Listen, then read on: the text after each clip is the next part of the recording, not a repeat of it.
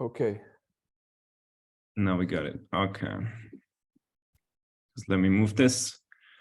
All right. I don't know. This chapter was a little bit heavy on the social relations of the people in the Macy conferences.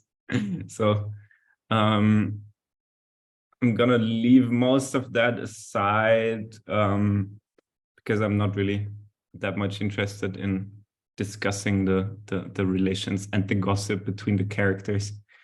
But if you want to, feel free to bring it up in the discussion. I wanted to focus here more on the question of like how interdisciplinary these conferences were and the collaboration and the work that came out of it and like the influence it had on like our perception now of cybernetics. And I'll just give a quick overview of like the 10 Macy conferences plus minus some other events that made up the research program that we now know as cybernetics. I will talk a little bit about like how Dupuy divides them into first and second wave cybernetics as like a turn from general science to an epistemology.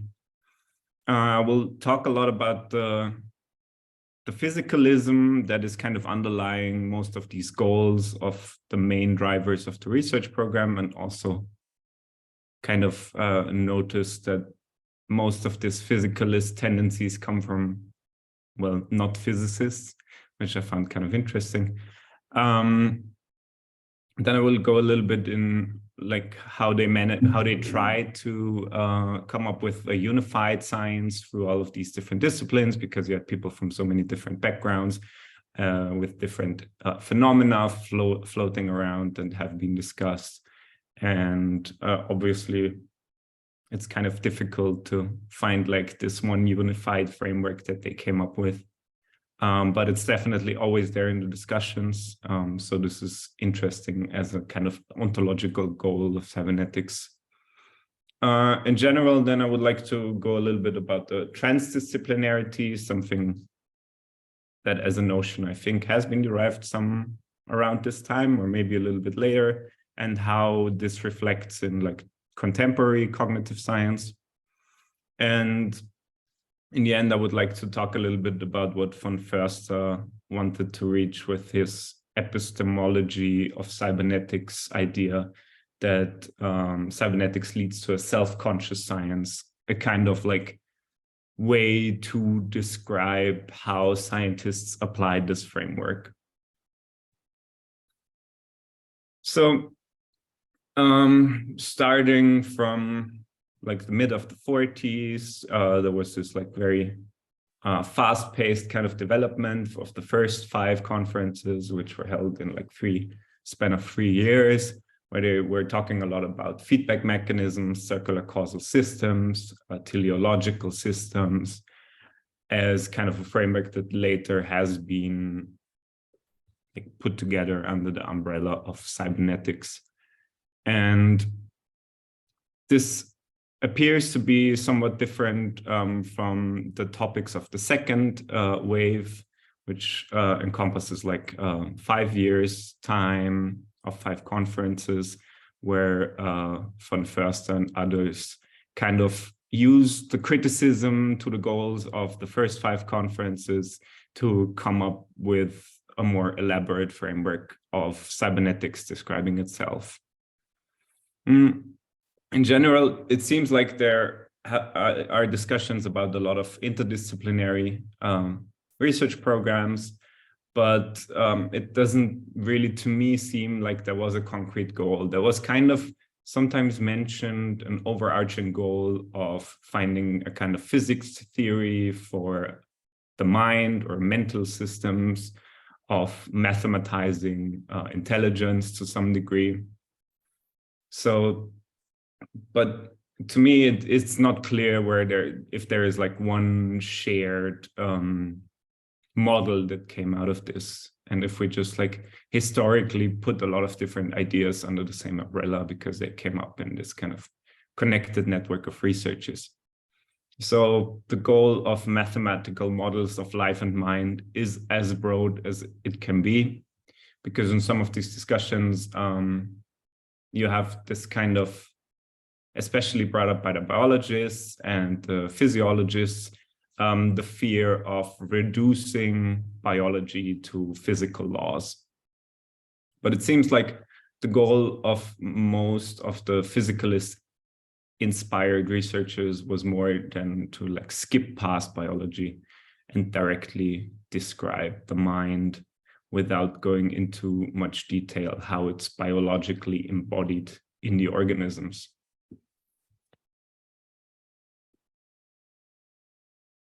All right. So Dupuy kind of divides these waves in first and second wave of cybernetics, where the main drivers for the first wave are Wiener, McCulloch, Pitts, Bateson, and Mead.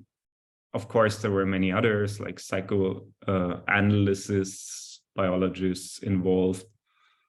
But what's kind of interesting is that Wiener and McCulloch seem to have very like physicalist goals in mind in their description. And both of them are not physicists, but they have a very strong idea of what physics is and what physics does as a mathematical model. And Bateson and Mead, as like anthropologists, already criticized some of these notions in the discussions. Like in the chapter, we have a lot of quotes where they kind of go against this notion of reducing mental behavior directly to physics. In the second wave, we have a little bit of a more, well, diversified notion of the goals of cybernetics, where von Förster and Ashby, Bateson and Mead kind of look at more what observing systems actually do instead of just finding a mathematical model of observation. So these discussions usually revolve around a kind of like reductionist perspective versus criticism from people who say that self-organization basically needs some kind of novel laws that are not directly related to physics, but are kind of like their own framework that is consistent with physics description, but is not reducible to physics itself. So the second order cybernetics nowadays is usually understood as like cybernetics applied to itself. So how observation of these systems is involved in the description, and not just like a top-down view of we are modeling, controlling cybernetic systems. Obviously, the question that I had when reading these parts is if there is like possibility of getting more orders, kind of like more layers on top of this circular argument from the second wave. And I mean, there are a couple of proposals around that I've seen in the last couple of years where people propose some kind of third order cybernetics, which is kind of the controlling of how systems self-organize. There are different directions there. And I just wanted to put the question out there to see what you heard about this. What do you think about like extending even like the second wave cybernetics framework with another layer, or if that just collapses into this applying cybernetics to itself? So von Förster was a key player, and in this nice interview that Sebastian shared, we had this kind of two moods of him, where he already talks very strongly of his constructivist position, that reality, well, on the right, you can see where is reality? Can you show it to me? It's kind of, there is no direct observation of reality itself, but it's always a construction that we do in our scientific models. So what strikes me when reading this chapter is kind of, there's so much ontological baggage to the goals of physics, so much relation to what physicists try to do in a kind of like grand unified theory of observation, and merging that with all the grand unified theories that people in particle physics, string theory, and so on are aiming for. And the key players who bring up these arguments are not physicists. So I was kind of wondering, what kind of physics are they talking about when they talk about reducing observation and the cybernetic laws to physics? And like Wiener, the mathematician, I found this kind of interesting that Dupuy says that Wiener had his own psychologist, Edwin Boring, who had supplied him with a list of psychological functions described from the behaviorist point of view, asking for their electrical or electronic equivalence in the sense of being capable of producing the same input-output transformations. And behaviorists on their own, I mean, we discussed this before with the different paradigms in cognitive science, and behaviorists are usually seen as having like very limited epistemological goals of just using like a mental model to describe input-output relations. So what kind of observation leads to what kind of behavior, and they're not really concerned with what's going on inside, as long as we can map this input-output relations.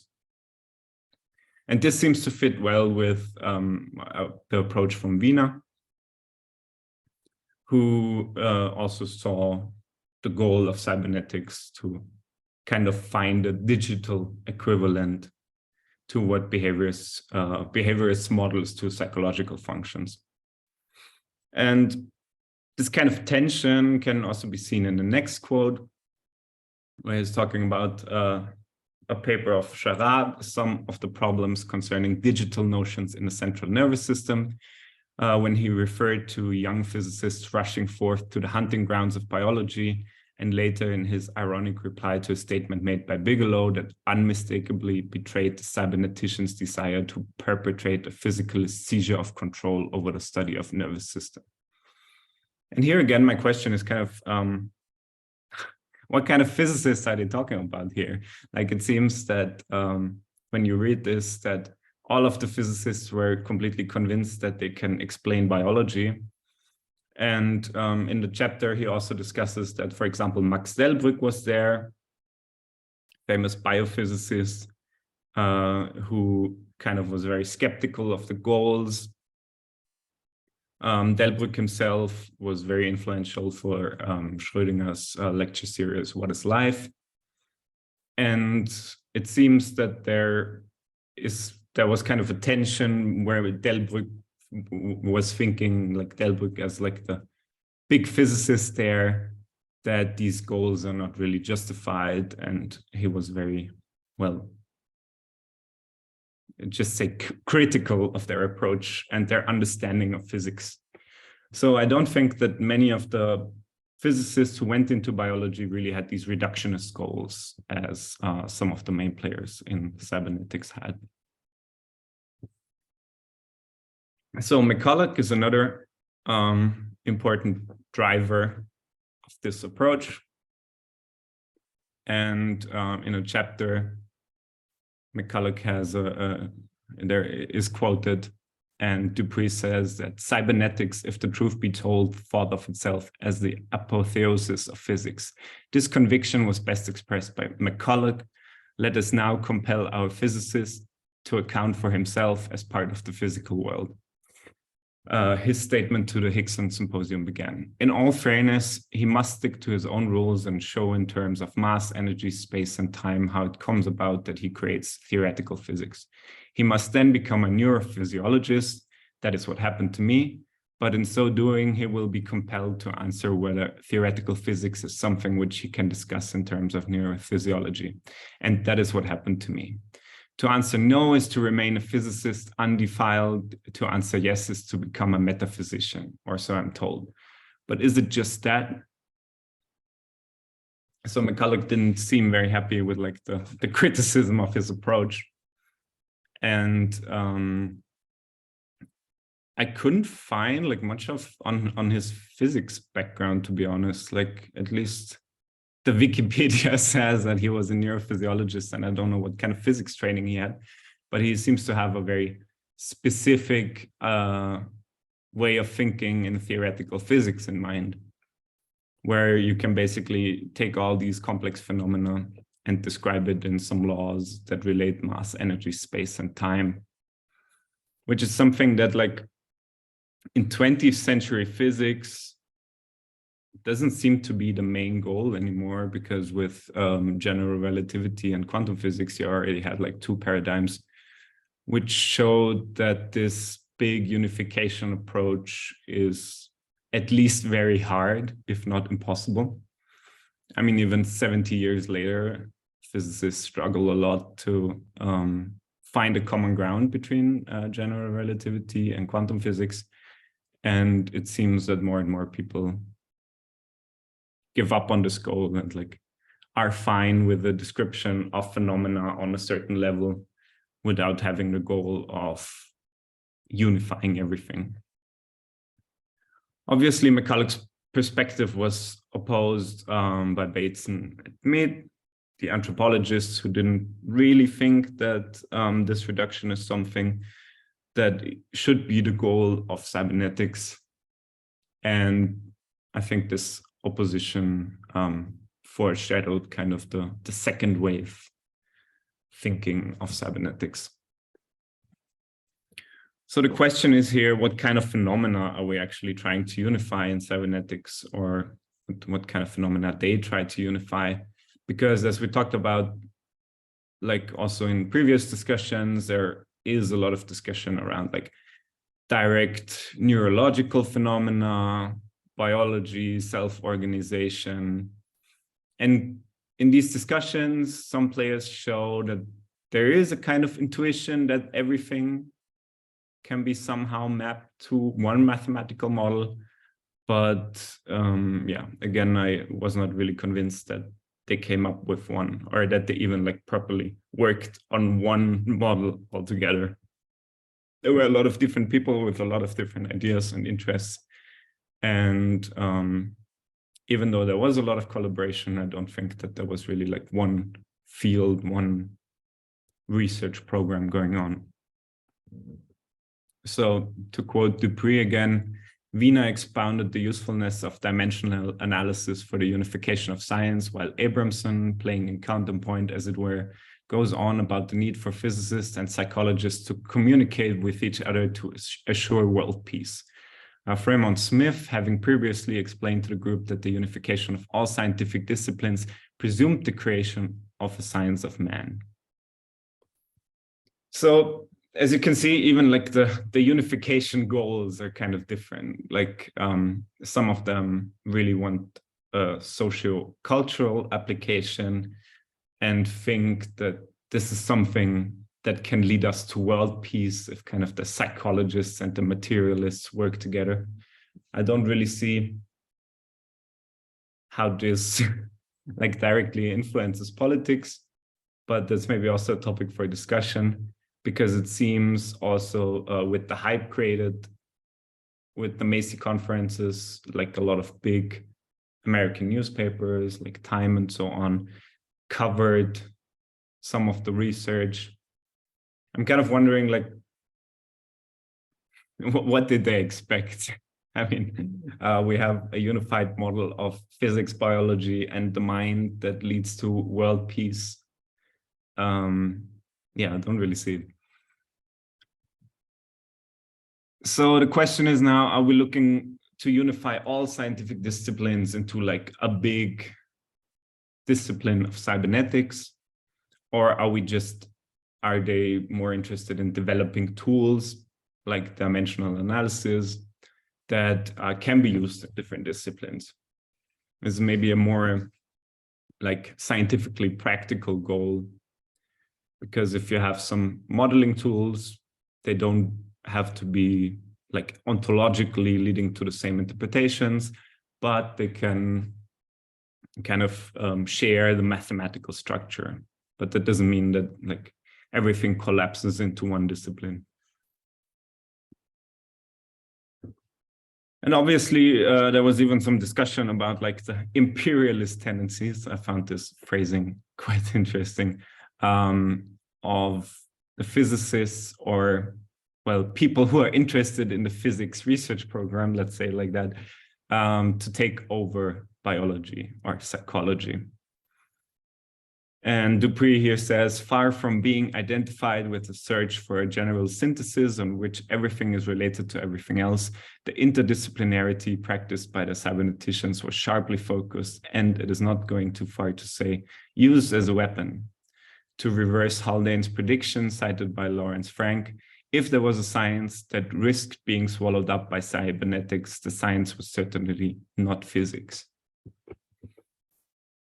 So this quote kind of reflects that the imperialist tendencies definitely didn't go like in the other direction. It was clear in a kind of hierarchical picture that physics is underneath everything, and we just need to break down these higher levels in a certain way to make them approachable by physics.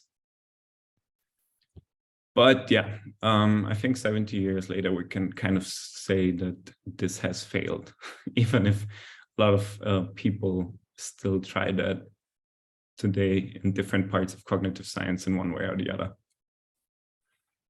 So basically, we come to the problem of transdisciplinarity, something that's also a lot discussed in cognitive science nowadays. Like, how can real transdisciplinary research look like?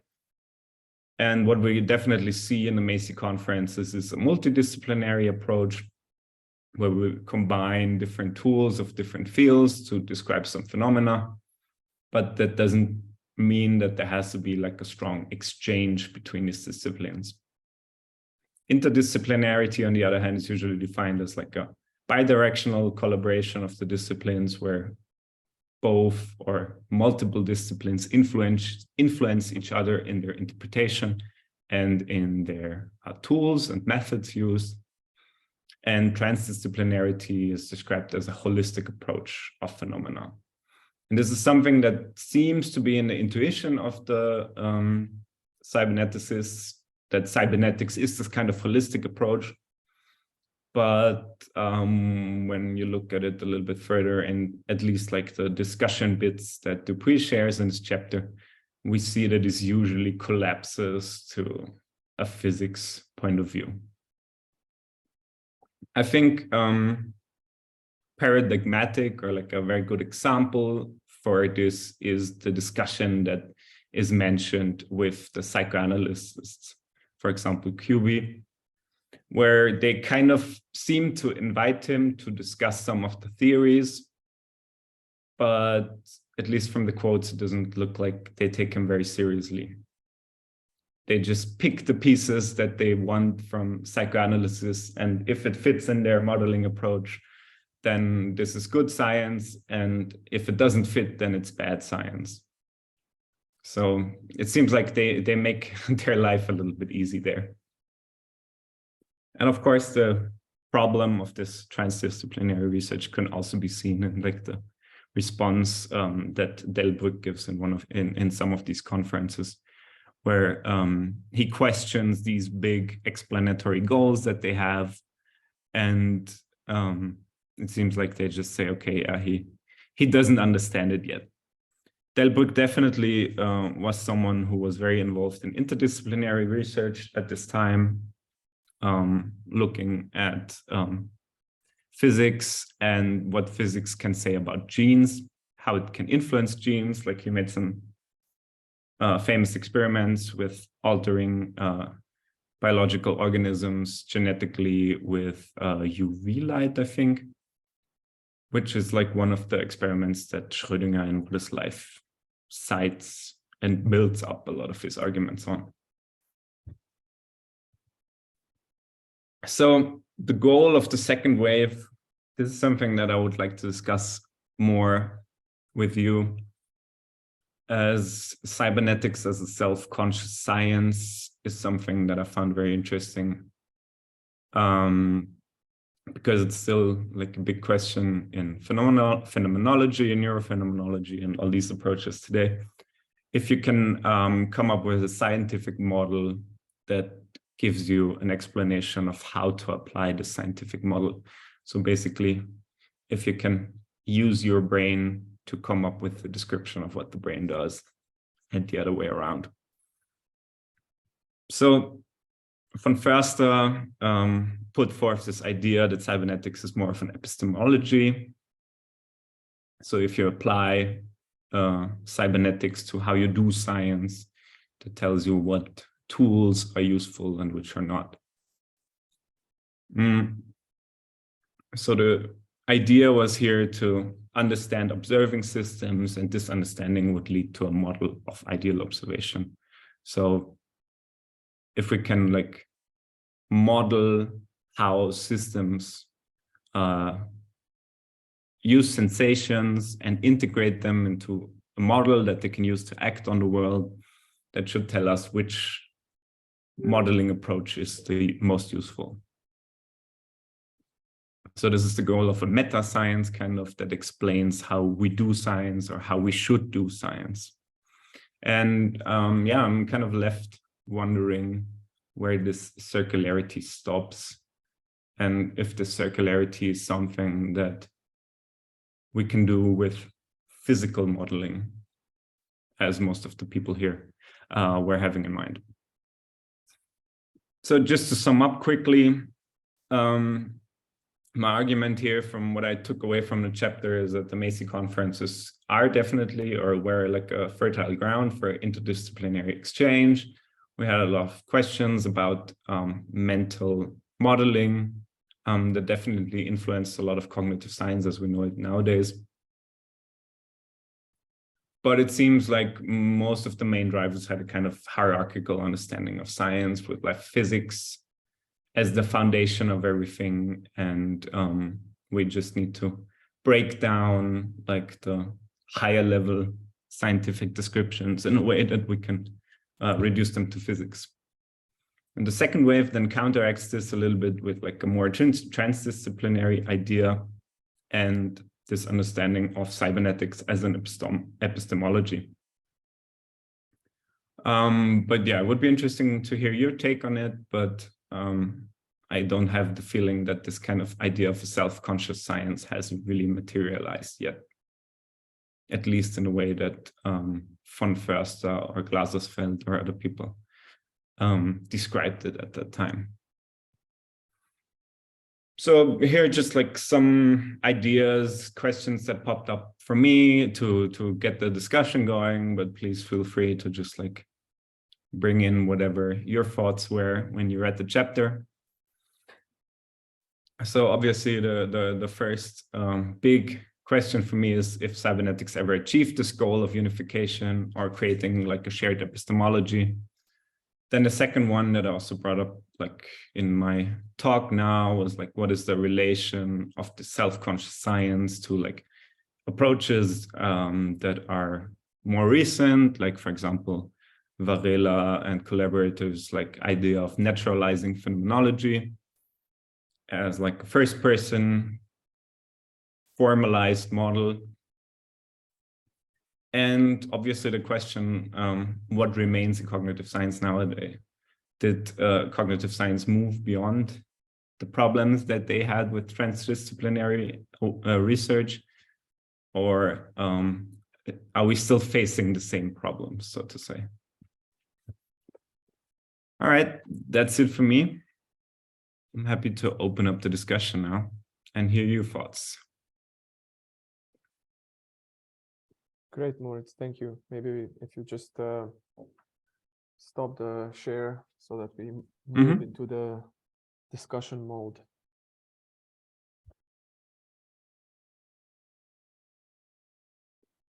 Yeah, so thanks again, Moritz. This was actually, given the fact that, like you said, this was a very historically dense chapter, you've managed to fish out a lot of like content that is related to, say, philosophical reflection and scientific issues. So I was actually quite surprised, because when I read it through, I actually was worried as to, you know, I mean, it's a lot of interesting stuff. I personally always find it interesting, these you know, historical moments and social moments as well, in the sense of who worked where and how they collaborated, and then, you know, how the certain events unfolded and certain critiques that happened and what led to what. It's interesting, but it's not really necessarily particularly interesting in this type of context. But the way you presented it and the topics you fished out are very much on point, and many of them will actually be returning later on as well. So yeah, extremely nicely done. Thank you. Yeah, I mean, like when I was thinking about how to do the presentation, I kind of realized that, like, I mean, we can discuss if Wiener had troubles with someone else, or like why he stopped coming or something. But to be honest, like, this is not the main point for me of this discussion group. But the way Dupuy phrases it, though, I mean, it does raise a question. What the heck happened with that family thing that he mentions, right? I mean, yeah, I don't know, but like I cannot give you any more insights on that. So I thought like maybe let's rather discuss like the philosophical problems of doing a kind of research program like that. Yeah, agreed. Okay, so I'll call everybody here to share their thoughts or reflections, or start a discussion, take the discussion in a certain direction. Yeah, Gregor. Yeah, thanks a lot for the nice presentation. And I really like that particular chapter for a rather selfish reason, because it relates to one research interest of mine, that is the interdisciplinary identity of molecular biology. Actually, I'm writing a paper on that right now, and we have Delbrück mentioned, Schrödinger, and a lot of the issues that I find interesting there also ringing here in a different field of science. So first of all, I was, before reading it, thinking that something like the disciplinary status of molecular biology that can be questioned is something rather unique. But it turns out there's a lot of similarities, I think, to cognitive science and its development, and the debates around, is it just biology, or should it be its own thing, or is it just utilizing so many different tools from so many different fields that it's not even a real discipline? So I think all of these questions and tensions do appear here as well. And in like, I think on the last slide, you raised the question quite nicely then. Why is there this strive for a unification and like the aim to have like an own epistemology that's domain specific? Is it just scientists trying to chase down Occam's razor, like it's just one thing, or also probably some fights over intellectual turf, that like we've been studying this phenomena for decades, and now someone trying to apply different tools, different area of science is a bit, creates some sort of tension.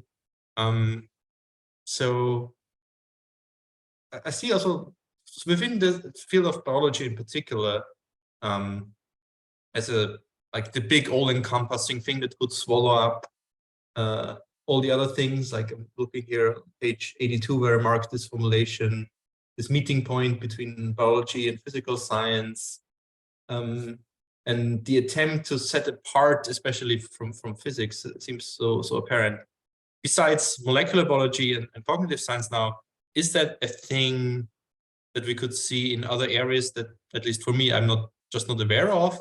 Or is that often, especially within the life sciences, maybe that there is this multidisciplinary, transdisciplinary, or interdisciplinary frameworks that not neatly fulfill this, maybe by the one-sided diet of examples from physics, unification attempts or reductionist tendencies there. So I would be curious to hear what people think about that. Yeah, just like a quick reply to from me. I think it's something that I noticed, which I find interesting in like this kind of reductionist idea, or like the problem of unification, is that like in the 40s and 50s when they discussed, it seemed always like they want to reduce everything to physics. And cognitive science nowadays, at least the discussions that I heard over the last couple of years, center around like, if all of cognitive science is not cognitive psychology anyway, or like neuroscience. So I think that this like collapsing into one discipline is still there, but it seemed like it shifted focus a little bit. And another field where I'm not so sure, or where there's always like a big fight going on, is in artificial intelligence, because I have the feeling like obviously it's kind of like neuroscience inspired in some way, but it's then abstracted so much that the question is like, does it even say something about like natural intelligence? And there is always, it seems to be, there is a historical back and forth between like, is this more like computer science now, or is that more neuroscience?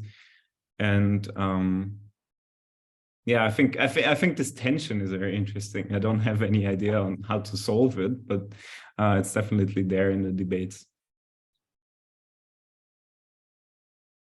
Thanks. Yeah, so one thing I would add here is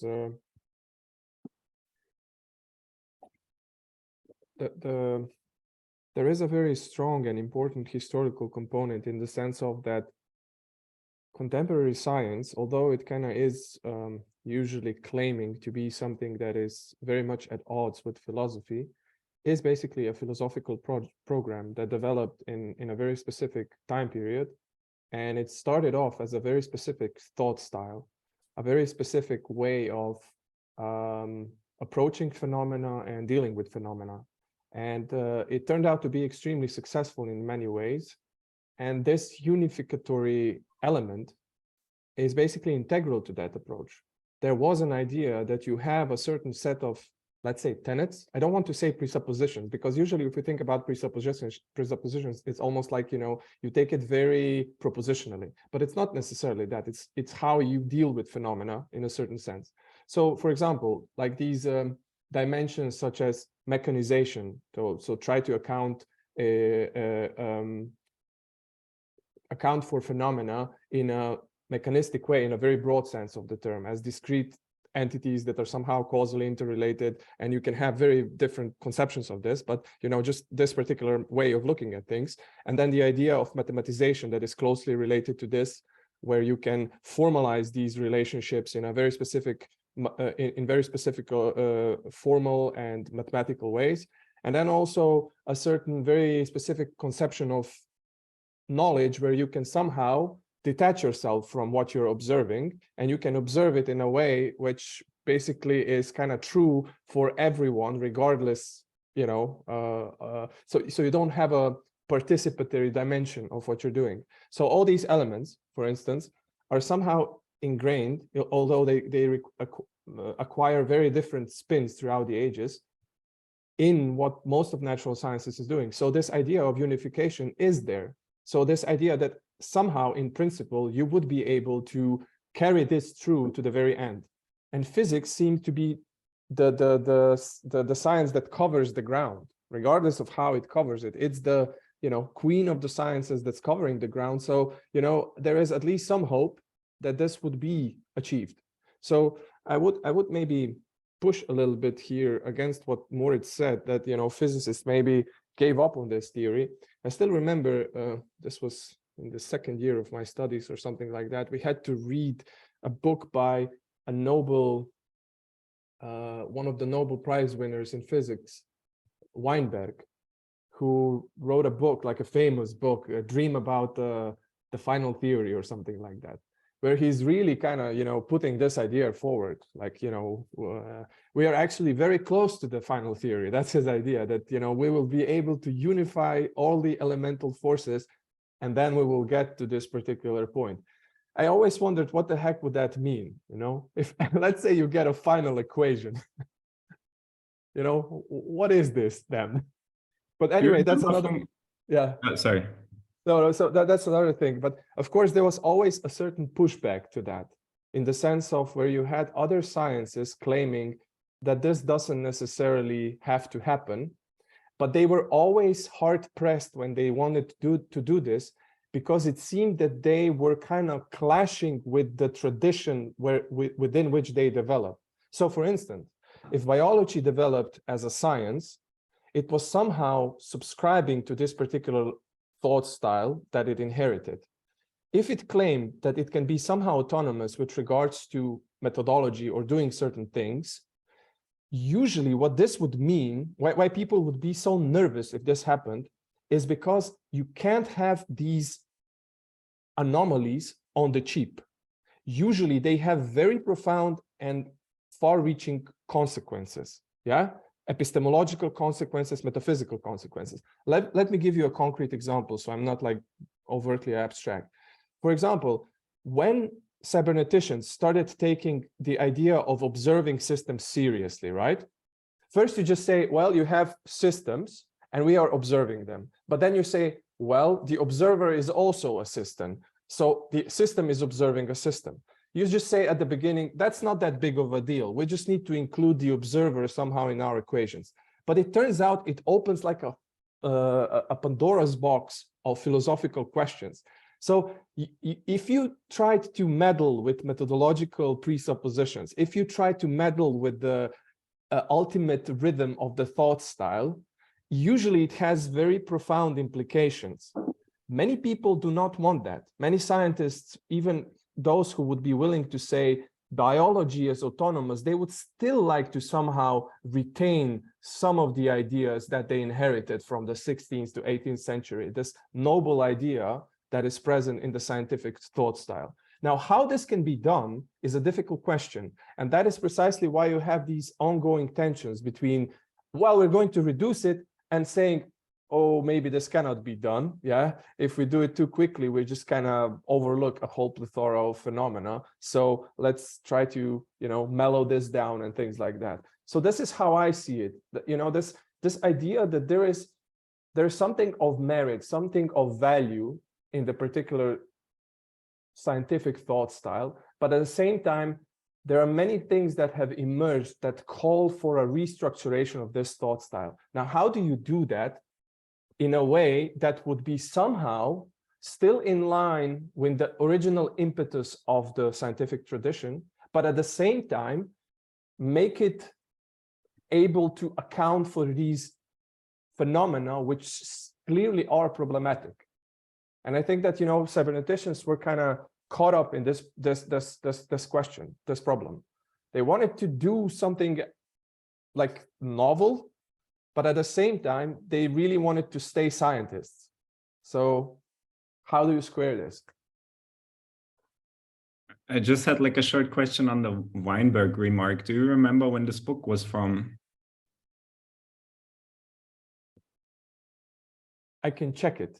In the meantime, maybe somebody else can add. And I'll okay, check. No, just roughly, because like... But I would say something like 70s or something. Okay, because some years ago, I read a book by Weinberg where he kind of argued against this approach and like that physics should be more on the complexity side. And these are the more interesting questions right now.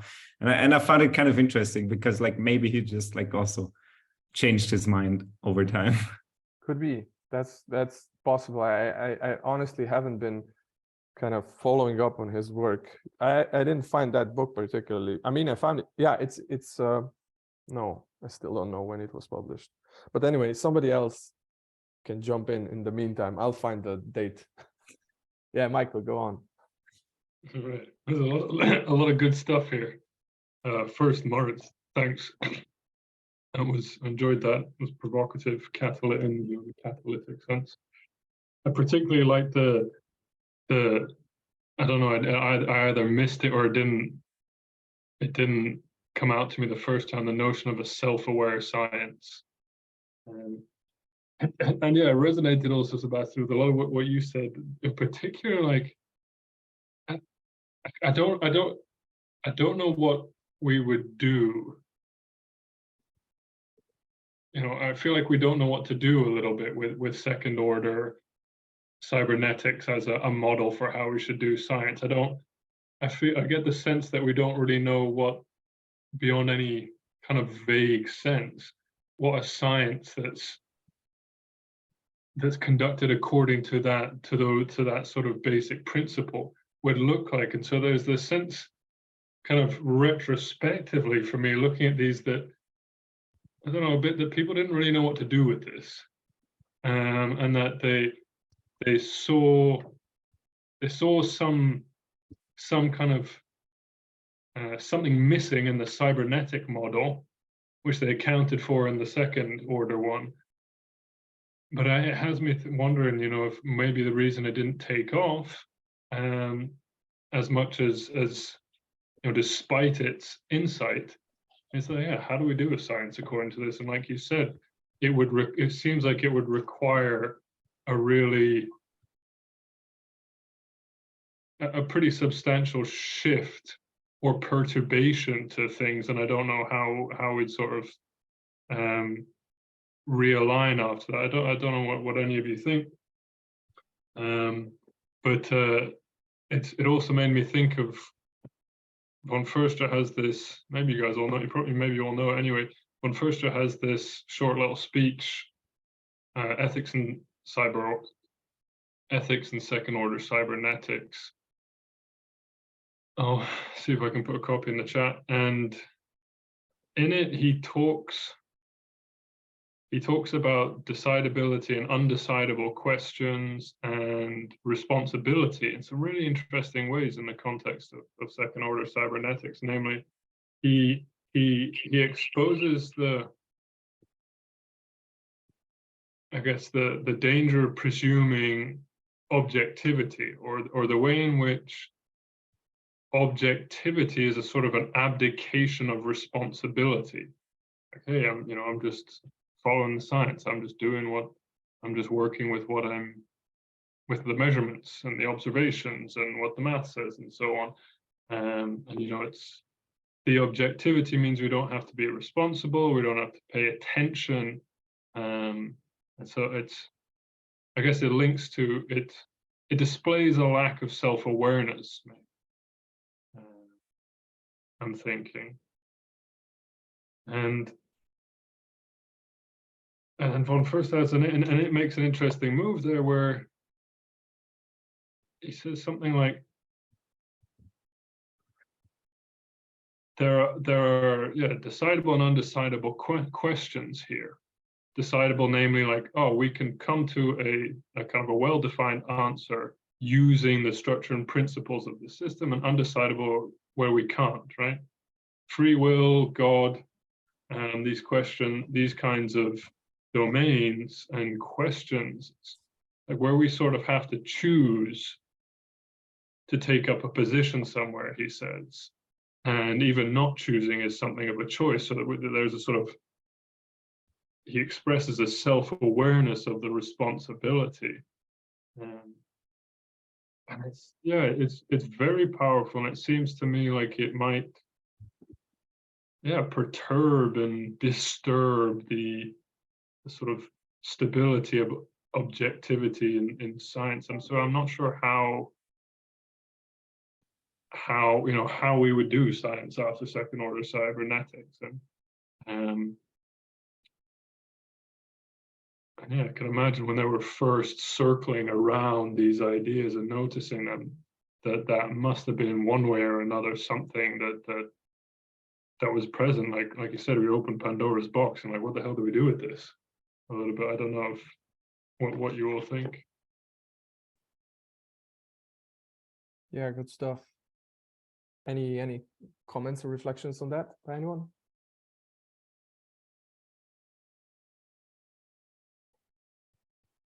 I'll see if I can find the paper.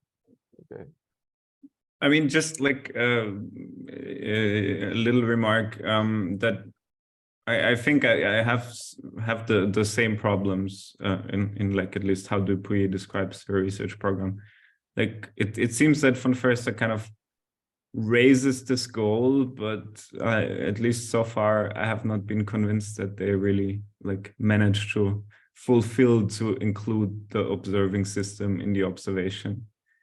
And this is something where I also question like the mathematical tools that they have or had available at the time, because I don't know if you want to like formalize this kind of self-circularity, like your regular set theory does not suffice.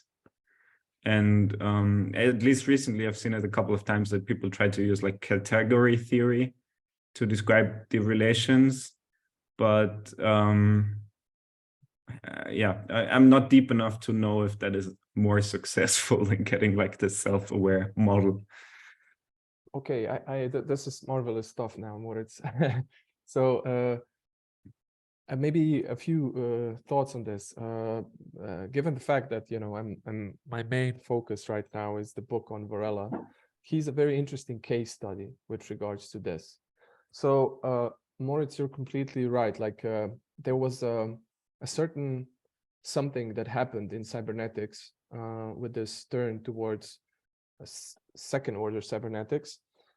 And unfortunately, they were unable to, for the most part, it was unable to carry this through. There was a child that was born in this process that was not, that is sometimes identified with second order cybernetics, but it's not necessarily so, namely radical constructivism. And radical constructivism, for the most part, and even though most people, some ortho radical constructivists will still try to argue against this, turned out to be more or less a blind alley. So it didn't prove to be particularly successful. So what von Glasersfeld and people like that were doing kind of led into one extreme that turned out to be too extreme and wasn't particularly scientifically and philosophically fruitful. However, there were people who were trying to not go that far, and Varela was one of them. And what's interesting about Varela is that he was very much aware of how comprehensive the change needs to be if you want to really modify the thought style in sciences. So, you know, you won't be able to just say, well, we have to include the observer, because that kind of opens like a whole plethora of questions, and you have to do something with that. I mean, as a philosopher, you can stay at this level and say, this is interesting enough for me. I'm going to look at the epistemological, ontological, even methodological aspects of this. But scientists will be like, okay, you know, tomorrow I'm going to the lab. What the heck does this, you know, mean for me? So what Varela proposed in very early on, in the mid-70s, mind you, he proposed in a paper like a famous or infamous 1976 paper called Not One, Not Two. He put forward a programmatic statement, you might say, where he said that, so the main topic of this paper is the mind-body problem. And according to Varela, if you want to solve the mind-body problem, you will not be able to answer it, because it is not a problem that is solvable in the context in which it emerged. It is basically symptomatic of the problems of this particular context in which it emerged. So you need to recontextualize it, which means that you have to change the context. Now, what exactly does that mean? And he proposes that this has to entail at least 3 types of changes. First of all, like Moritz pointed out, you need new formal languages. You need new formal systems, new arithmetic, algebra, and whatnot that would be able to avoid dualistic manners of speaking. Yeah, that's one thing. Another thing is you need new models of life, mind, new metaphors with which you would be able to express them. So you need, let's say, a novel epistemology or a novel tools within the epistemology. And the third aspect is you need new practices, new concrete practices, lab practices, everyday practices that would allow you to handle or approach phenomena in different ways. So new ways in which new socially acceptable domains of understanding and dealing with phenomena. So 3 layers, yeah? And the first layer, this is interesting, is something that he devoted the earliest papers to, and that's the formal systems. And so I would just like to present you with some of the authors that proved to be very interesting in this regard. Varela drew a lot on a really strange, eccentric person about whom I've been tweeting a lot recently, namely George Spencer Brown. So he published in 1969, he published a strange book called The Laws of Form. And it's a brilliant book. It's an astounding book, which basically tries to simplify Boolean logics or Boolean arithmetics, and he does so by We can't see it, but I guess what it is. That's the book. So basically Varela used this, he calls it the calculus of indication, because there's just one particular act, the act of distinction, out of which he basically tries to develop the whole Boolean algebra, and he apparently manages to do so. So Varela draws on that, he's trying to develop what he calls calculus of self-reference or arithmetics of closure, where you would have precisely formal systems that would integrate the circularity, the recursiveness. So, you know, systems where this would not be a bug, but a feature, yeah, so to speak.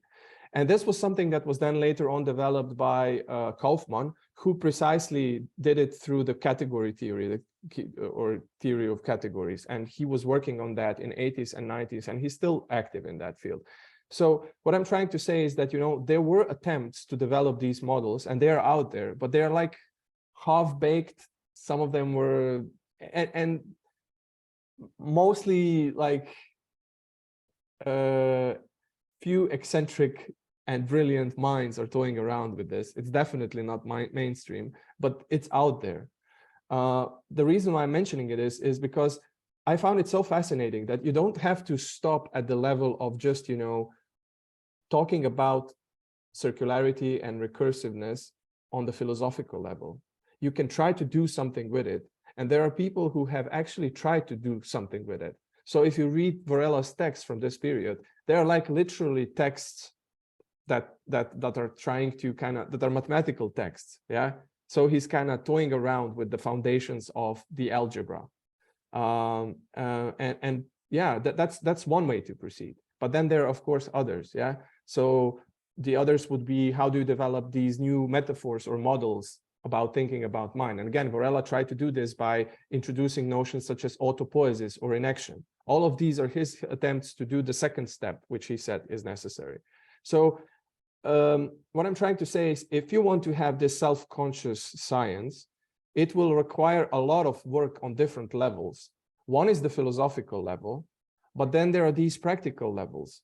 And this is why it's so important also to find people from different sciences who would be willing to just, you know, roll up their sleeves and do the difficult stuff. Somebody has to work with the theory of categories, Moritz. You know? Yeah. I know some people who can do that. I'm looking at you, Moritz. I can't do that, but yeah. So, you know, this is the stuff that also needs to be done, to be explored, and then see what you can do with that. So this I found so fascinating in people like Varela and also Maturana and some other people who in the 70s and 80s were just able to straddle these different fields and draw on them and like work on so many different projects, but that were somehow unified with something that was not really clearly articulated. It was more like a hunch or a vague direction. But I think that this is something that needs to be done if a change is to happen, you know?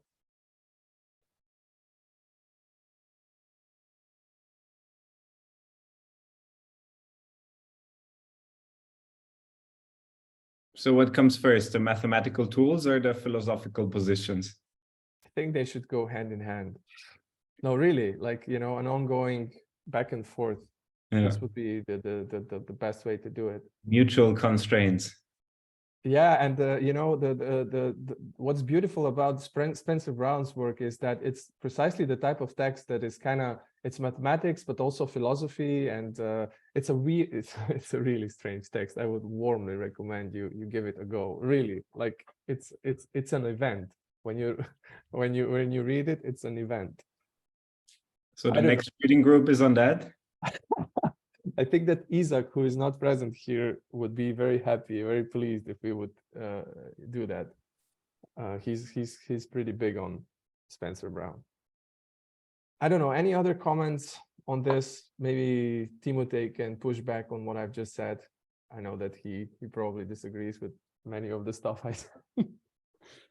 Yeah, what specifically? I mean, what you just said, there was no points of contention, I think.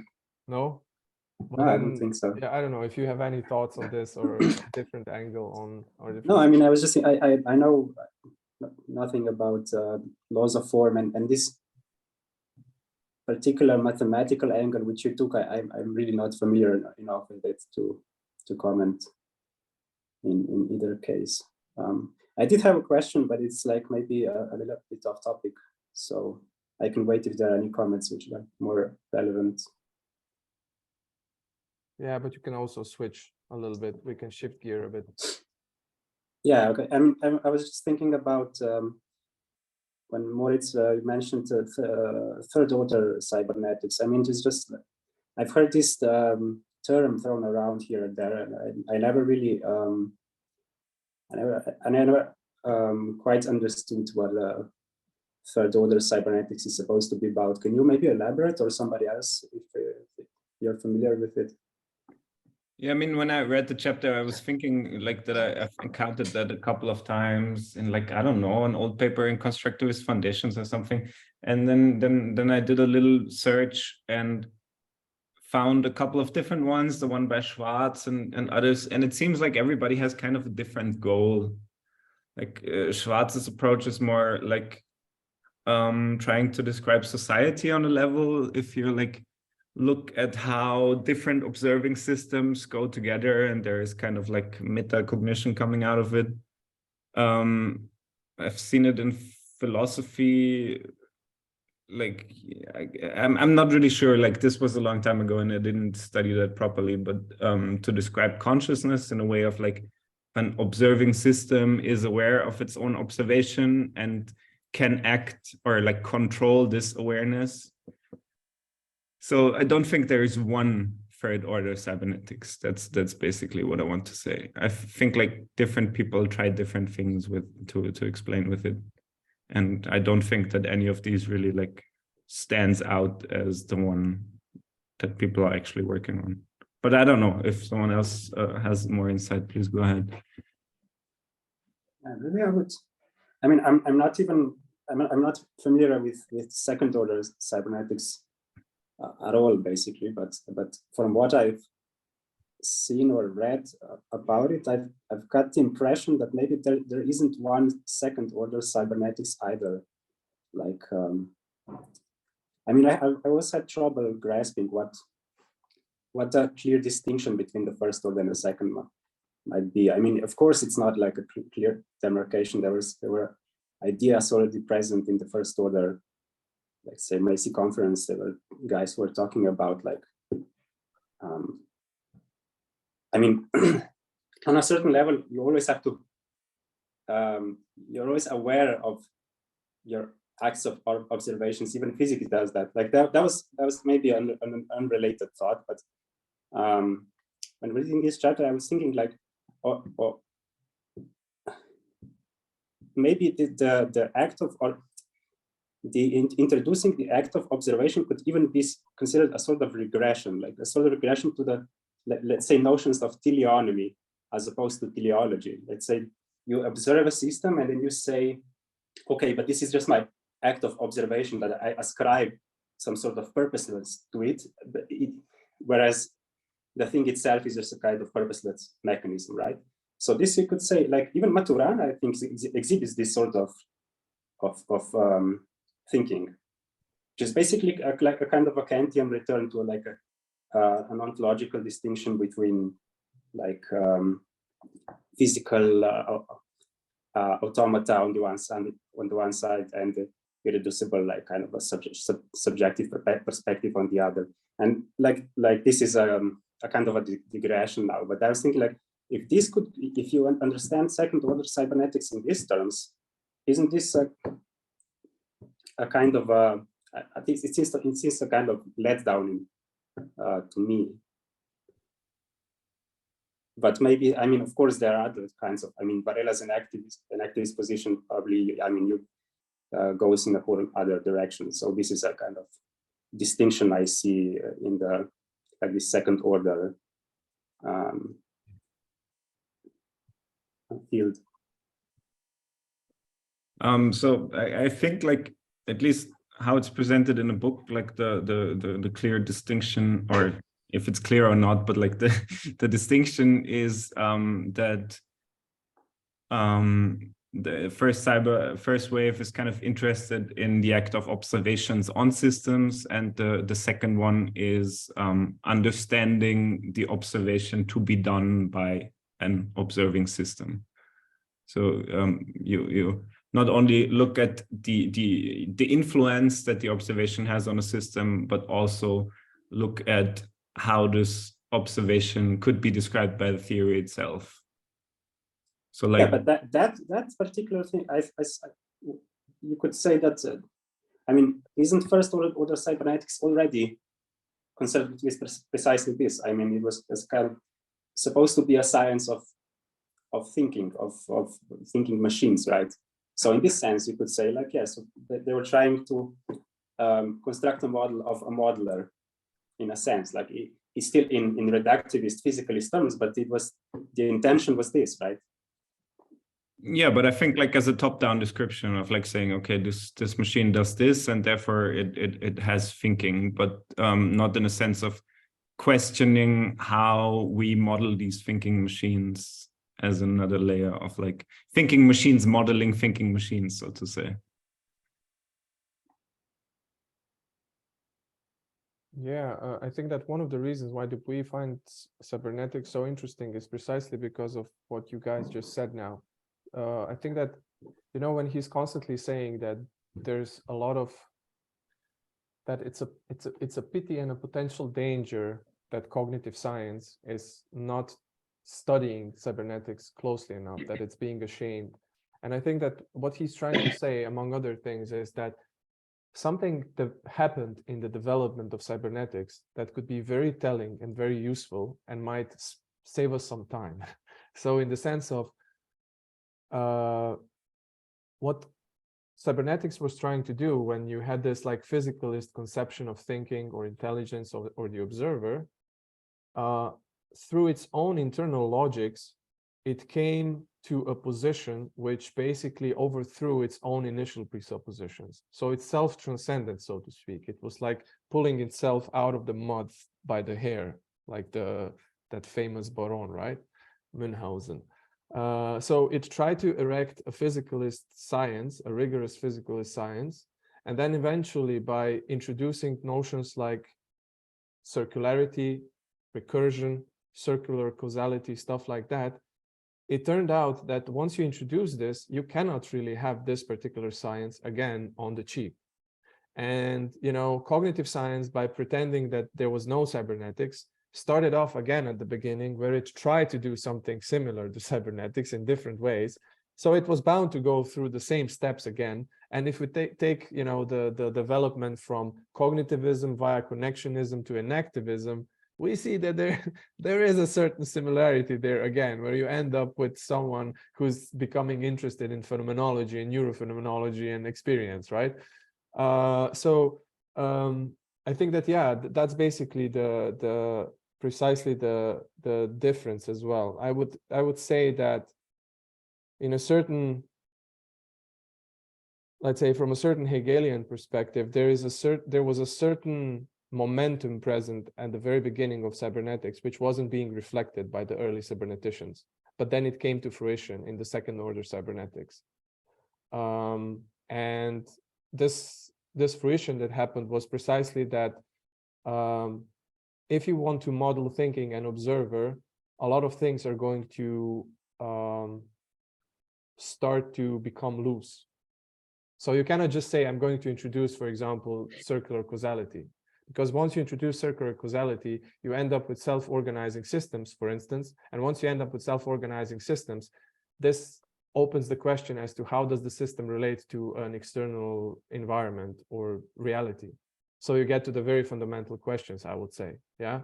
So I think that this is the main thing. There were a lot of things. You're right with regards to that, Timi. I have the impression that your intuition here is correct. But it wasn't thought through. Like there was a certain schizophrenia that was present, yeah, or I don't know what the better way of pointing with, but like it's you see a certain something, you're excited about it, but then it turns out that this is actually something that is pulling the rug underneath your own feet.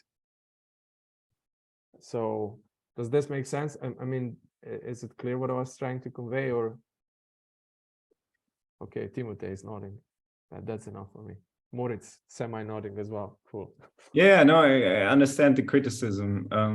I'm just wondering, like, why Dupuy then like takes up this like distinction. Yeah, because I think that for him, it is an important one. Like this internal development is something that can teach you something important about science that is trying to, science that is trying to account for the modalities that it is using to account for things. So, and he thinks that, you know, the second order cyberneticians came to something very important, like to certain very important realizations that were not really thought through by the early cyberneticians. And I think that he feels that this is like something that's extremely of value. And if cognitive science were cognizant of its history, it could have started there instead of going at the beginning again and repeating the process again. It could have said, look, cyberneticians came to these conclusions when they tried to develop like a really, really robust physicalist conception of the mind, and they ended up here. So clearly, you know, instead of going to the beginning, let's start here and see what we can do with that. Like with the questions that you, Moritz, and you, Michael, were asking, you know, what does this mean for science? And we would have, we could start with that in the 60s, and we would have, what, 50 years or 60 years till now to try to develop something like a conscious, self-conscious science, if that's something possible. But instead, we started with cognitivism, which in many ways kind of tried to do the same as the early cyberneticians with slightly different spins. I think that this is part of the point that he's trying to make as well.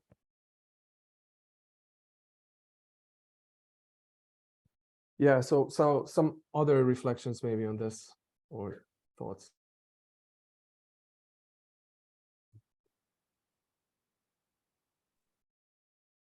Michael, you have that sage smile on. Yeah. I'm coming, I guess, from a philosophical interest in artificial intelligence, and the distinction between cybernetics and second order has been really helpful for me for understanding where, you know, where I guess I would say there are limits on the potential of artificial intelligence, and the distinction just kind of is a way of making it kind of clear for me. And so in my head, I've got it something like this, that existing and current AI systems are cybernetic systems. They're systems that are goal-oriented and express behavior that in a feedback loop, or can be regulated in a feedback loop, so this kind of circular causation, in order to achieve a goal. And I think that is pretty much the basis of most, you know, from Rosenbluth and Wiener's 1943 paper on behavior teleology and something else. And so yeah, in my head then, AI systems are cybernetic systems and goal-oriented systems. And then what happens when we go, in order for us to be really adequately modeling minds, there has to be this second order aspect to it, because as von Förster says, like, it takes a brain to model, to produce a theory of a brain. So if our cybernetic or AI system was to be like a really high fidelity model of our minds, the system in question would have to be able to also produce a model of itself, right? Because to produce, you know, a second order theory of a brain would be like, I need to be able to describe a brain that can produce a theory of a brain. And then things just get really, really messy, like you said. And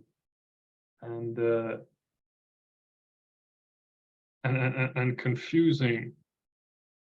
So I don't know, that distinction, I guess that's where I'm coming from and how I make sense of that cybernetic and second order distinction. In what way do you think that AI has goals? Yeah, I would. We specify some problem or some goal for it to solve, and Okay, so but it's a humanly, like it's applied from us. external. The goal is Yeah, so absolutely. it doesn't have goals or motivations of itself. No, I don't think so. And I think that's right. Like, I think that's exactly the right question as well, because it seems to be something we ignore when we go, oh, look, this cybernetic system is exhibiting goal-oriented behavior. And people do use, I've seen people use, Bostrom and so on, when they're talking about superintelligence, use kind of psychological concepts like motivation and so on. And it's just like, hang on a sec. No, we put those, like you said, we put those goals in there. And the second order, that kind of self-awareness brings that out and goes, oh yeah, the goals come from us. And that seems to be, that seems important in all sorts of ways.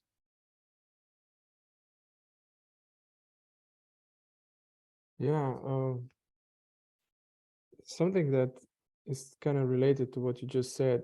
I've been reading up on hermeneutics lately, and this also relates partly to what we touched upon briefly last time.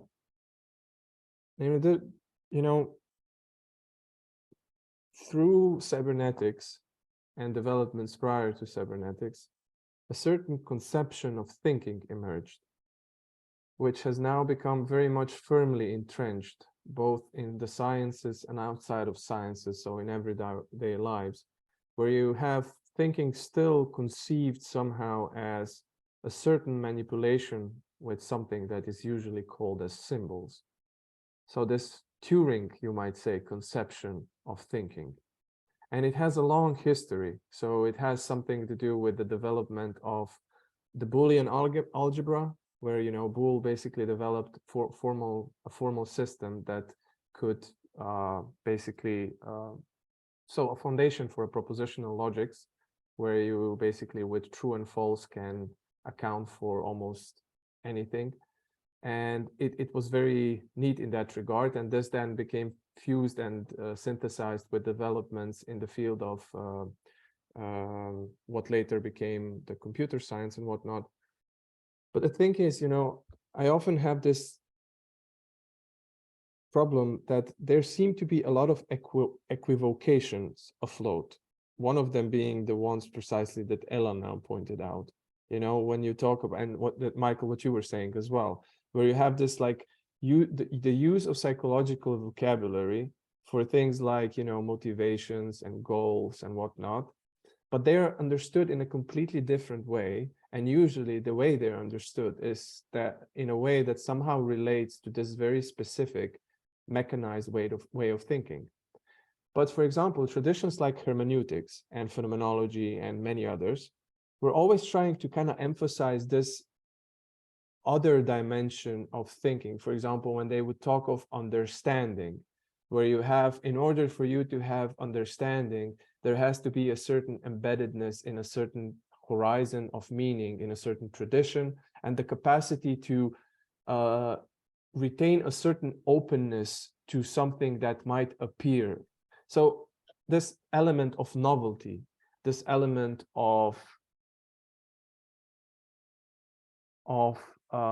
creativity, where you don't have the elements already given and you merely have to reshuffle them in a way that wasn't done before, but where you actually get new elements, new symbols, new gestalten that emerge and are born. This element of the appearance of the new Yeah. So the problem is that, for example, the thinking is usually already conceived in a way where the elements are given somehow.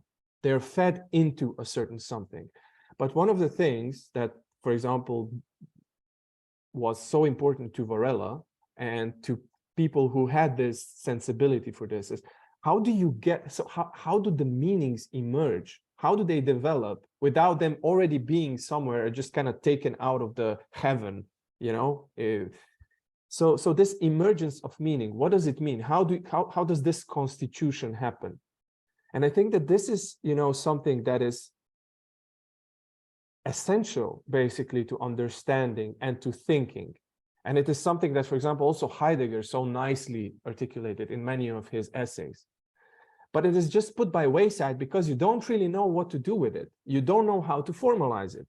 So it's not really interesting. So instead, you're using like an anemic version of thinking, which could be thinking in a way, but it's a different type of thinking than the one that is kind of most, the one that is, what would be the right word?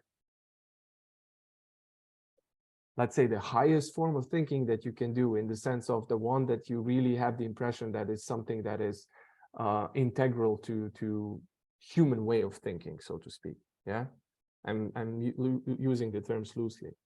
So these equivocations that we've gotten used to, you know, they don't really have that much to do with science. They do have the way, they have a lot to do with the way science is practiced and the way that certain concepts just become sedimented, both in scientific communities and outside of scientific communities. And then you use these terms in a strange way, yeah, where you talk about understanding in one paragraph and then move to this operationalized understanding and kind of pretend that it's the same thing. It's a sleight of hand, like what Ella said. Yeah, sure, they are following motives, but these motives were fed into this particular system. The question is precisely, how do the motives emerge for a certain system in a completely scientific model of a living being or a mind? And this is like it's a different beast altogether. So this is something that's constantly, you know, bugging me. And I think that cybernetics contributed a lot to both of these things. The first order cybernetics contributed to this symbolic / computationalist conception of thinking. And then the second order, in a certain sense, revitalized this broader notion with this recognition of circularities and breaking through the conceptions that are there and kind of capturing them anew. Ella, did you want to say something? I mean, I just have so these are just like, I guess, hunches, but for the emergence of like motivation and this sort of non-linguistic meaning, I think an activism has like something to say, not necessarily from like going into full subjectivism, but just in general, how an identity arises and how you have to have like these feedback loops and self-organization, and only an organism that has that can have motivations and goals and whatnot. But I don't think that this necessarily leads to like making the idea of symbol manipulation completely obsolete. Like, I think what would be more interesting is to try to see how symbol manipulation actually kind of transforms this very basic, like this basic cognition, this basic meaning making, and how it interacts. And of course, where this novelty production comes from, whether is it from basic cognition or is it from this higher order manipulation of symbol. I mean, I'm leaving that open, but I don't think that either of the counterparts should be like completely abandoned. I mean, I have a feeling that sometimes that like symbol manipulation got a really bad rap, and now it's like really avoided, although it might it kind of is interesting in some ways, at least from a functionalistic perspective. Yeah, just very briefly, I am actually quite fond of the idea of symbolic thinking, but I just don't think that symbolic thinking is basically symbol manipulation. That's the main thing. I don't think that let's say autopoietic conception of minimal cognition is something that will be the model of higher cognition as well.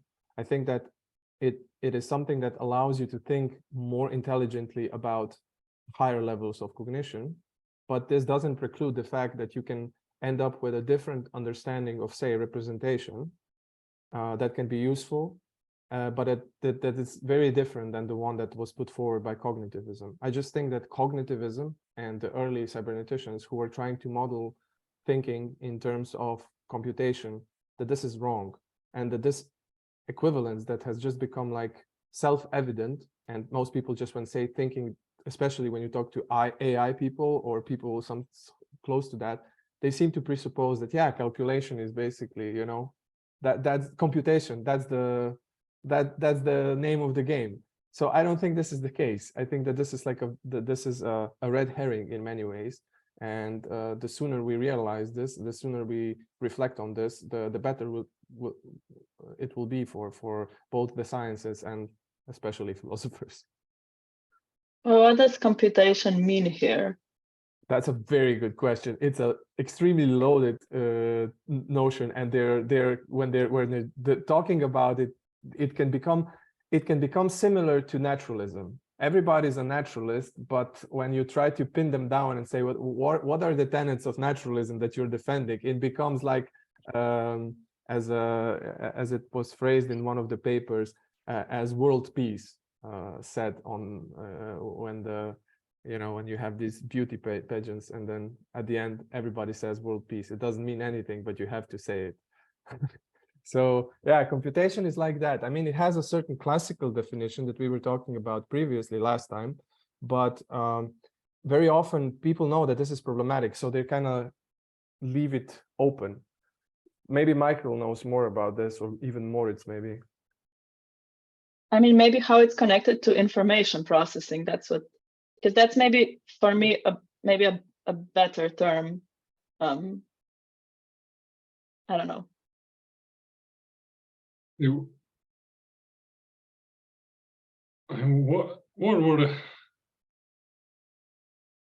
How is the question significant for you, Ella?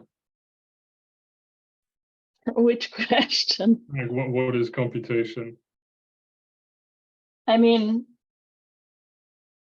because I was responding to what Varos said, and he was going on. He made a speech against computation or against understanding mind or thinking as symbol manipulation or computation, and how this how modern AI researchers often presuppose that thinking is computation. And then I asked, what does computation mean in this sense?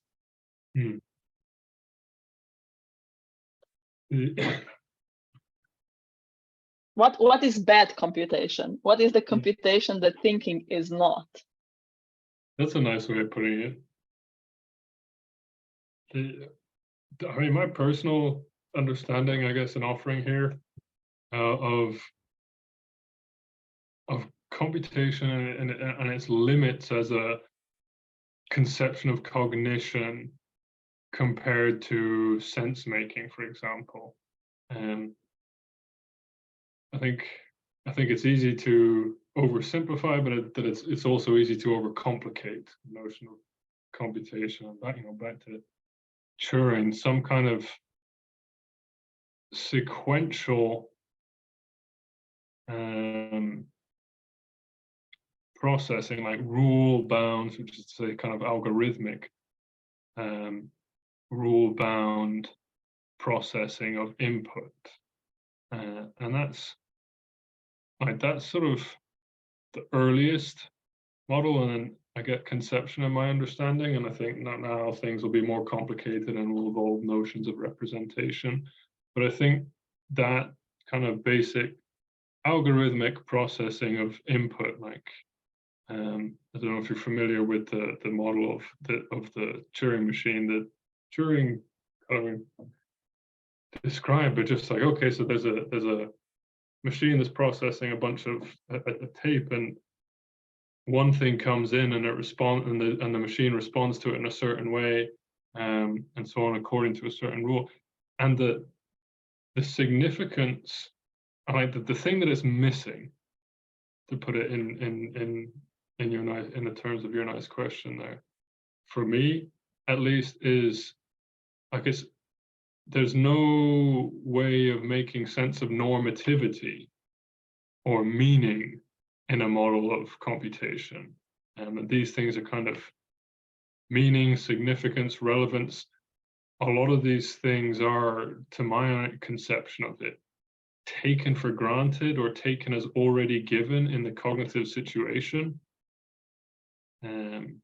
So, you know, and that's part of, I think, why this cybernetic and second order cybernetic distinction is useful, because we go, like we spoke about, if we give a problem and define a problem for a machine to solve, what matters is already specified. And so the machine doesn't have to worry about that. So we're building a thing to solve a problem, and that's all that matters.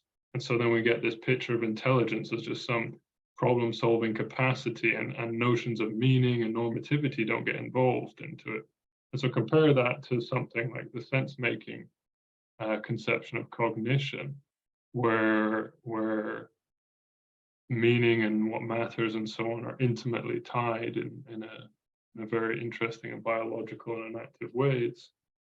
I don't know, that's for my part would be my humble offering as to kind of what's missing, the question of meaning in a model in the conception of computation. And of course people are going to have ways of getting it in, but at its root, I think it kind of excludes it. I think that's kind of to do with this cybernetic view of machines and machine intelligence, namely the problem is taken as already given. I sort of waffled there a bit, sorry.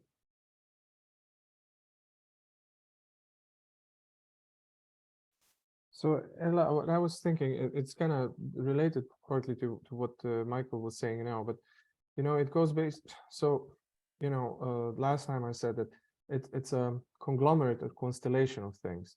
So with this notion of calculation, with Boole in the 19th century, what you got was he published a book called The Laws of Thought, I think, and there he basically kind of, as the name suggests, he tried to develop certain laws by which people think, and he developed the Boolean algebra, like the foundations in a certain sense of what later developed as a symbolic logic. And eventually this, you know, it was realized that this Boolean algebra that, you know, operates, like has very specific operators, and it has two semantic values, true and false. And basically you could kind of formalize propositions by using this particular algebra. And it seems very everyday and common nowadays. But it was like a pretty interesting proposal there, and Boole was very much aware that it's still kind of sketchy and loose and whatnot. But the thing was that later on, with the developments in the field of engineering and whatnot, it became clear that you could implement this, yeah, that you could use this particular Boolean algebra and you could fuse it with certain machines, and you could do something with it. So the machine model and the formal model came to be fused. And all of a sudden the idea emerged, well, you know, maybe the brain or whatever it is, it operates in this particular way. So there are laws of thought. You can implement laws of thought in a certain machine. Well, maybe this is already something that has happened in the sense of in all cognitive beings. And you know, it's interesting because you can do a lot with that. but you have a very, very specific conception of what thinking means. You have to already presuppose that thinking can be narrowed down to something that can be explicated in, say, in the form of, you know, Boolean algebra or something akin to that. This is not trivial, because Boolean algebra already starts with certain things that are given, fed to it. So when Michael was talking about sense making, the question that is really important, and why, for example, Spencer's Brown book is so interesting, because he starts with the operator of distinction, of drawing a distinction. And by drawing a distinction, a form is born. This is what is often missing. What you miss is the element of appearance, of emergence, of birth. When you have elements there, okay, cool. But then you start thinking about mind, about life, about all phenomena in these contexts, in these terms, where things are already given in one way or another. So you come up with these neat categories such as unconscious. And unconscious is just the reservoir of everything you need later on to account for a certain something. It has to be pre-given, but it's given somewhere where it's not accessible to you, yeah? And it makes sense because you have like these interesting theoretical models as to how this could be done, mechanically, formally, mathematically. But again, the problem is, you know, how did these things appear, emerge? And one of the reasons why I find Spencer Brown so intriguing is precisely because his particular arithmetic for the Boolean algebra, as he calls it, the primary arithmetic or calculus of indication, starts with this one simple operator, which is drawing the boundary or distinction, the act of distinction. And the act of distinction, he says, is something that can be used as the foundation out of which you can then basically develop the whole Boolean algebra. But it's on a lower level because by drawing a distinction, you get to the level where the form is born, where you have the emergence of the form. So it can go in both directions, in the formal direction, where you can then reconstruct Boolean algebra from this, but it can go in the other direction, in the direction of philosophy, where basically you have this question of how does meaning appear? So that's my issue. I think that thinking happens in a broader scale than just the manipulation of the pre-given in a very specific orderly fashion. It is also the capacity to break through and reconstitute or reorganize, you know, restructure in the sense of Umgestaltung, yeah? Get to new Gestalten that were not there, that actually are born in a specific moment. I don't know if this is, but I kind of sensed before even when Michael said that, I think the main problem, or like this bad computationalism, presupposes like algorithmic manipulation. So like also like a pre-given steps. So I mean, I think you talk a lot about not being able to break out of this algorithm, and that is obvious. I mean, not obviously, maybe not true of thought, but I don't think computation per se is bad here. But this sort of algorithmic computation, which yes takes a very limited, like pre-given symbols and just like really sequential computations between them, that I think does not, I mean, intuitively does not answer, I don't know what thinking is really. Yeah, but if you provide like an alternative account of computation, then it's just like world peace again. You just like the term computation and you want to, for some reason, the logical retain it. I don't know what about like computation on the level of, I don't know, not of a single brain, but like of like multiple agents, self-constraining. Is that something that's like also computation or something that's talked about?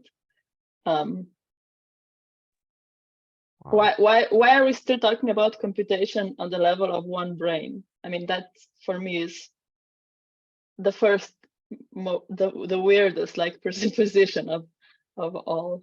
Because I think that at this point, talking about computation outside of on a broader scope would just be metaphorical thinking. At this point, it's just like using terms. You know, what would that even mean? How would you go about doing it? Like, there are no mathematical models that you can use with any precision on the level. Even the brain itself is so complicated that computation there is a huge problem. Now, if you introduce the intersubjective or social aspect, and I mean, you could look, people are doing this. So people are talking about computation on all levels. But for me, this is, you know, from a scientific perspective, say that's empty talk. Even from a philosophical perspective, for me, this is like, sure, you can do these types of transpositions, but are they really useful? What are you talking about exactly?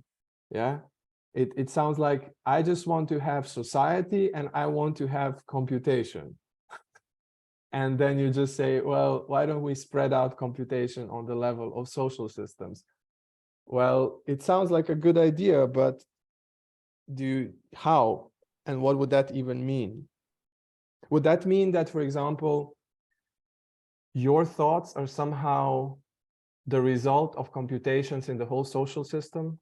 So basically, you would have the obverse version of biological reductionism. You would have something that is becoming progressively more and more popular now, some sort of social reductionism, where again, your thoughts are not your thoughts, that they're being calculated somewhere else. Before, they're in the brain, in the subconscious substrata. Now they're in the superconscious substrata of the society or something.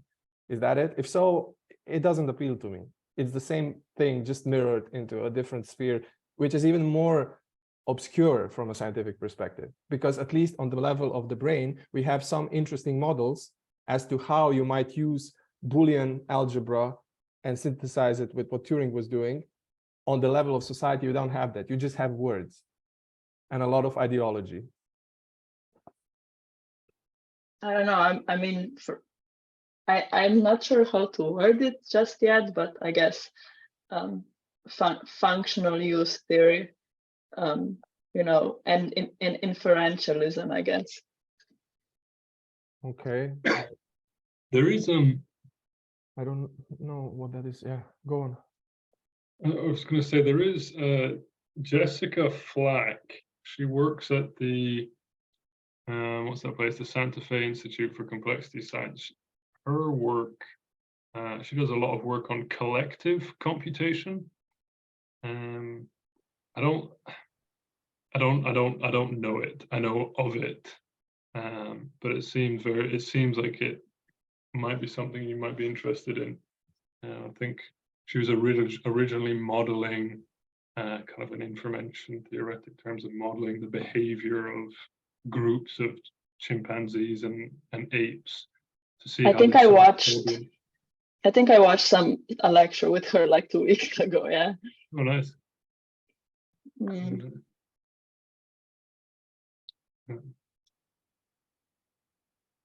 But I just want to add to this. I mean, I mostly agree with Sebastian on this point about computation, but it's weird to me that you find it so unbelievable to see computation on a social level. For me, it's like obviously computation is a social phenomenon, not an.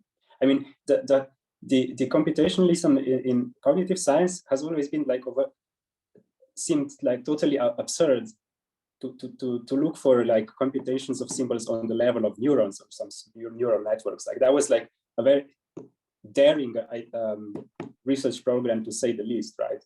But on the level of social, I mean, it's like obviously, I mean, it's a linguistic phenomenon, right? We learn it through speech, like the algorithmic thinking, the kind of algorithmic thinking that now pervades our models of thought was just another kind of linguistic tool for like handling everyday phenomena, which you learn through like socialization and which you wouldn't have. I mean, that's why computation is such a poor model of individual's cognition for me, because I don't think that you are even you're capable of like classically understood algorithmic thinking if you aren't socialized as a human, right? You wouldn't be able to make inferences the way that we do. So this is something like that was. No, I definitely agree. I mean, but I think that there's an important distinction here. What you were describing now is the way that, for example, calculative thinking and calculations as such emerge. And I have no beef or issues with that this is a social phenomenon. It's a profoundly intersubjective phenomenon, and also it has meaning in a very specific network. But I don't think that thinking itself is so that the social phenomena in which it is born can be accounted for by this particular phenomena that is born in this particular setting. So you know that I wouldn't say that computation is, so for example, now you have models of cognition that refer to computation that is happening in the brain. If you were to expand this onto the level of society, for me, the issue is not the level of society. I think that in order for you to be able to understand cognition, you have to bring in the domain of social and tradition and whatnot. But the problem is, if you're trying to account this with as a computation, I think that this is not a computational phenomenon. So it's not a computation between intersubjective elements or something that happens in a collective that accounts for cognition. The very notion of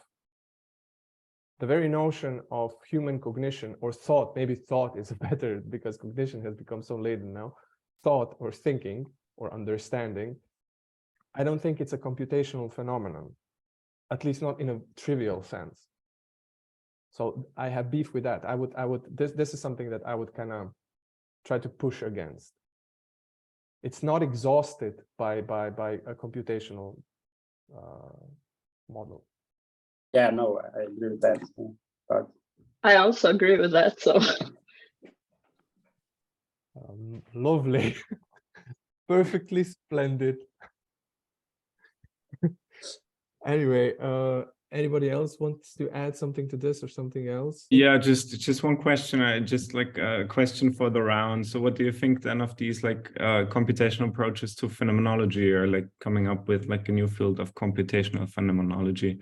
Does this all get meaningless then? For me, this is, to be honest, this is bollocks. Really, I don't want to, I mean, I'm not even going to sugarcoat it. Like, this is just, we need to publish papers and we know what the where the cool kids are at. So let's put them together, you know? I mean, computational phenomenology, it's just like, either you don't get what phenomenology is about. I mean, there's, by the way, there's a lot of room to discuss about many things. But once you end up with something like that, look, I mean, again, you can use the words any way you want, but you know, I might have sent this already, but there's like a saying in Slovene that my math teacher in the secondary school liked to use a lot, which said something like, the blackboard can take on everything, so you can write down everything you want. You know, whether it makes sense and whether it's correct, that's a completely different story. So, you know, yeah, sure, write a paper on computational phenomenology. Maybe on some level, look, I don't know the work that much. So maybe somebody is doing something really interesting. So for instance, maybe they are kind of undermining the notion of computation through phenomenology and developing something different. I don't know, maybe there's some interesting stuff, but if it's going in the direction that it's usually going, where we're going to take phenomenology seriously, but we're going to show how it kind of coheres with the computationalist models. Yeah, you know, I'm not a big fan. But yeah, I'd be happy if, you know, somebody pushed against this and made a case for this. Maybe you, Moritz. I don't know. I'm agnostic about it. Like, I've recently, like the free energy guys put out a paper with like Anil Seth and Maxwell Ramstead, Friston, all these people. Mm-hmm. I kind of tried to wrap my head around it, because the idea of formalizing phenomenology is not new, and I think still very interesting. But yeah, I'm not sure about the tools that they use to try to do it. Okay. I don't know. Timothy is working on, among other things, this free energy principle stuff. So I don't know. Maybe he knows more about this. No, I haven't. I haven't even heard of the phrase phenomenology. Computational phenomenology. Computational phenomenology. No, so that I don't. But I was thinking before throughout this discussion, free energy guys popped to mind with respect to like computationalism, because here it's very obvious that this notion kind of floats around and takes on different meanings whenever appropriate. Like when on one side you have like this more specific claim that you have like agents who compute variational free energy and do something with this. I mean, this computation is a sort of act that the agent itself does, and does something with it. It allows it to do certain actions, right? And on the other side, you have this interpretation that is just like something that an outside observer describes as computation of free energy. Like you would, so something that the outside, so you would observe an organism and it's like some parameters which you pick, and then you as an observer compute the free energy and say, look, it's minimizing free energy, right? So this is the distinction that I think I'm pretty sure most of these guys sometimes conflate, and it's really like similar, I guess, to other computationalist approaches where sometimes you would just switch between these two registers. Like, of course, you can make a model, like a computational model of how some agent behaves or works, what it does. But as it isn't the same as saying like that the agent itself relies on its internal computations for doing certain actions. Like this is, I think this specific claim is something that I would push against. The other claim is not so much problematic for me. Like, of course, you can describe an agent, like you can abstract certain physical variables and make a computational model about it. But this is, I guess, a more trivial claim. But like if a computational model would completely explain. Yeah, that's an interesting question. I mean, yeah, it's really interesting. If it would completely, like, what would it even mean to say that it would completely explain it, right? I think that if it would, then you probably, you would have to take this model as a fundamental ontology, but it never does, right? So that's, I guess, the issue. Like it's always an abstraction. Always you pick out certain parameters, you see how they interrelate, but these parameters are always picked out from like a huge mass of things, right? So if you could do that, if you could pick out every parameter which exists out there and see every type of interrelation between them, then I guess you could say that this is a complete ontology. Otherwise, I don't know how you could make this step. What would it mean to completely account for the phenomenon?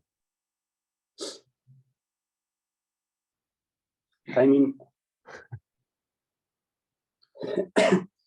like the cybernetics, the first order cybernetics certainly had some sort of this kind of presupposition. I guess that's the one of the problematic, like the thing that Dupuy finds problematic, in which I think, like from my understanding of physics, does still to some extent pervade physics. Like that you understand systems, like that you have an understanding of the world as a kind of dynamical systems with a certain number of variables, which could at least in principle be totally accounted for, right?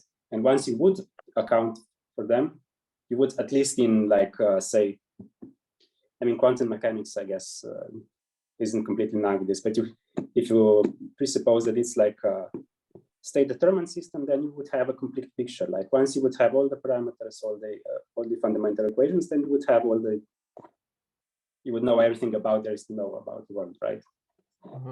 And this is a kind of, I mean, this is something that I see like cyberneticians like build up on this, the same kind of basic starting point. Yeah, this is basically related to the dream that we were talking about at the very beginning of the initial dream from the 17th to 18th century, this type of accounting for. So basically to account for fully is to have an array of certain parameters of some sort, and then if you have a causal story for them, basically you have a full story.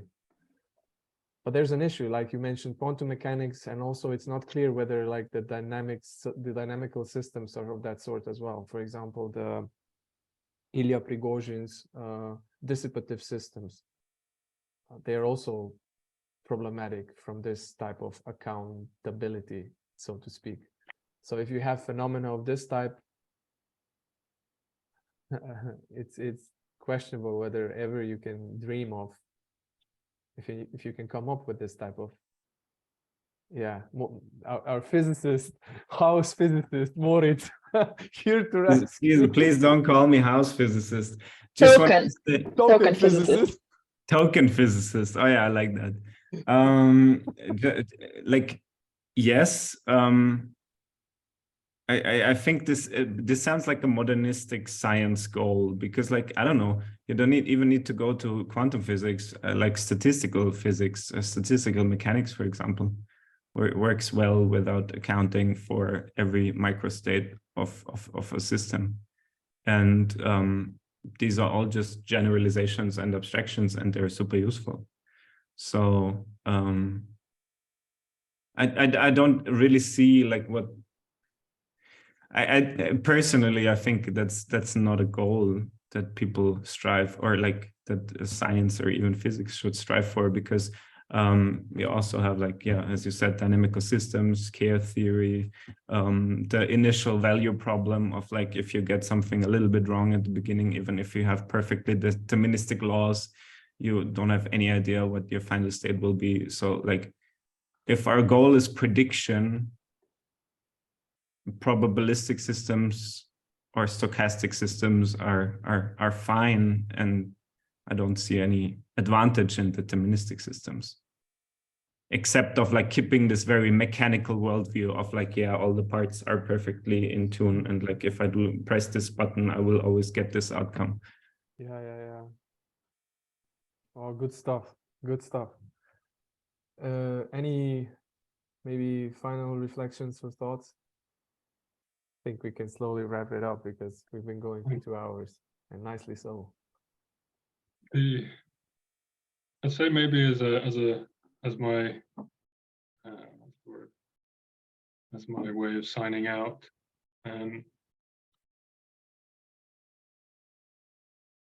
the question of whether we can fully account and for whatever it is we're trying to account for here, and is a nice way is a nice kind of place to end on this discussion of cybernetic and second order cybernetic systems, I think. And, like, I don't know, I was just thinking about the computational phenomenology thing, and I have an increasingly pragmatic orientation, I guess, to most things, and I know that, I mean, that's part theoretical. I know that stuff I know pragmatism shows up in an activism, I think, but it's also just like, I don't know how to choose between different models of mind that each and all seem to have a lot of good things to say, and so I very much, like, how to navigate a space like that. I find, yeah, just come back to that pragmatic, well, what's the use? What does believing in this particular thing do for me and for science and society? And I think those are the kinds of questions that the second order and kind of slightly meta, or at least self-aware approach begins to invite, as we go, yeah, well,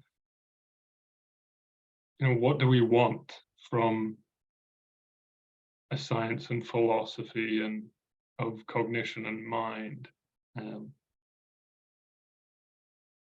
keeping in mind the possibility that maybe a complete account isn't possible, or maybe it is. But yeah, in any case, what do we want? And I think that's sort of the question I'm going to be leaving here with.